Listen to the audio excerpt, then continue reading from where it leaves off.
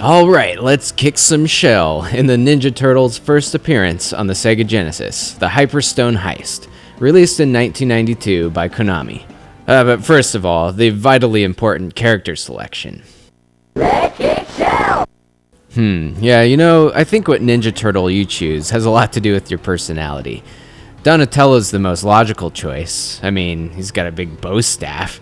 Or maybe you're some kind of smartass who doesn't care about anything, so you might be more into Raph.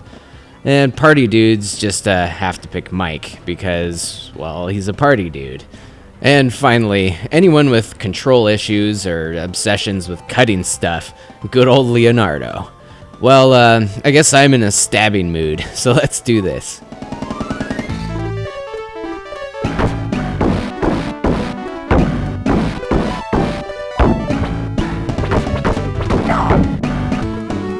So HYPERSTONE Heist is pretty similar to Turtles in Time, the second installment in the Ninja Turtles series of classic arcade beat-em-ups.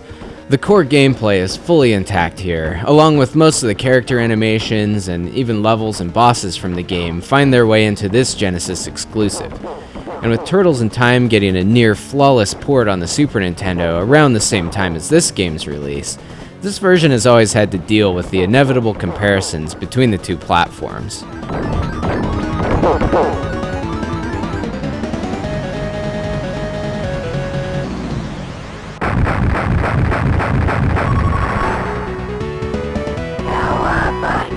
So besides an all-new stereotypical Ninja Turtles plot where, big surprise, Shredder's trying to take over the world, the HYPERSTONE Heist has 5 stages that consist of some of the levels from Turtles in Time in combination with some new areas.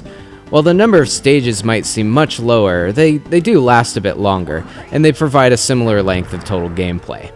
And the satisfying beat-em-up action hasn't changed a bit, as you smash your way through mobs of mindless Foot Clan robots, but in this case, there is a button used to dash, and unfortunately you can't throw enemies into the screen anymore. Also, some minor adjustments to the AI have been made from the SNES version, as enemies are a little more fighty, especially when set on hard mode.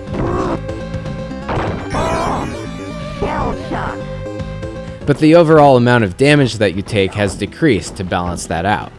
So in general, the Sega version might be slightly more difficult, but it's still pretty easy once you learn the patterns of the enemies and the bosses. The differences in graphics and sound due to console limitations are also worth noting. Even though the Genesis lacked the expanded color palette and Mode 7 graphics utilized for the Super Nintendo port, the colors here look pretty good. They're a bit brighter than the more subdued tones of Turtles in Time.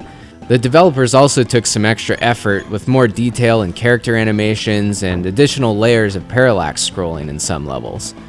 As far as the sound goes, it definitely has that unmistakable Genesis texture to it, which, love it or hate it, it has a more brash and rugged edge to the sound effects and music, especially the voice samples.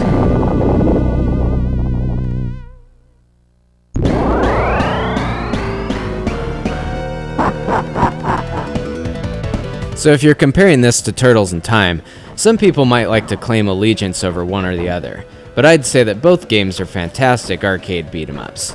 While the HYPERSTONE Heist may have had its share of technical limitations, I think Konami did the best with what they had, and did a commendable job of adapting it into a slightly different and still bossa nova experience for the Sega Genesis.